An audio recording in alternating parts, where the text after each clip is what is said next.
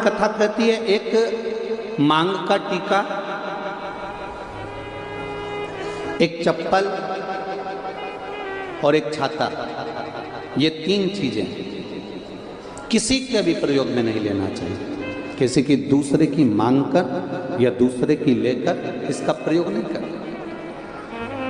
एक किसी की चप्पल हो, पादुका हो, या किसी का पांव का जूता हो, चप्पल हो, आपकी चली भी गई ना तो आपको टेंशन नहीं लेना, गई ना कोई बात नहीं।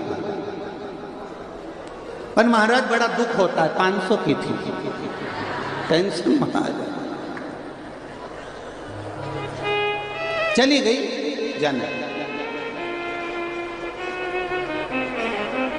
वैसे तो हमारा शास्त्र कहता है जब भी तीर्थ करने जाओ, किसी पवित्र नदी के तट पर जाओ, संतों के पास जाओ, गुरुजन के पास में जाओ, भगवंतों के पास में जाओ, देवालय शिवालय जाओ, या किसी सतमार्ग की ओर आगे बढ़ रहे हो तो पांव में पादुका होना ही नहीं चाहिए। क्यों?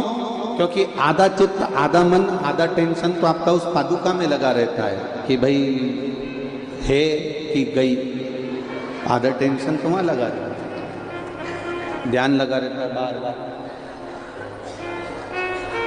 कई बार चली भी जाती है और जाने के बाद कितना टेंशन होता है कि अब मैं किसकी ले जाऊं। चिंता तो व्याप्ति है, ऐसा नहीं कि चिंता नहीं व्याप्ति होता है। तो यहां पर हमारा सनातन धर्म कह रहा है कि एक मांग का टीका, एक पादुका और एक छाता। इसलिए हमारे सनातन धर्म में जब किसी का मृत्यु हो जाती है या कोई किसी के घर में कोई उद्यापन करता है या कोई बड़ा आयोजन करता है या कोई पूजन कराता है तो उसमें पद की महत्वता होती है। उस पद में दो चीजें बड़ी खास होती है, एक पांव की चप्पल और एक छाता। आपने देखा होगा कि अगर कोई समाप्त भी हो गया, मर भी गया, तो उसके बाद में जो पंडित जी को सामग्री देते हैं उसमें चप्पल, जूता या फिर छाता और वस्त्र, जनेऊ आदि का आदि, गौमुखी, माला, लोटा, गीता जी और ये सभी चीजें प्रदान करी जाती। पर शास्त्र कह रहा है उसका कारण क्या है, क्यों देते हैं ब्राह्मण को कि भैया ये हमने यहाँ तुमने उद्यापन करा है, इसमें ये पद दिया गया है, हमने कपड़े भी दिए हैं, उसमें जूता भी रख दिया, चप्पल भी रख दिया, छाता भी रख दिया।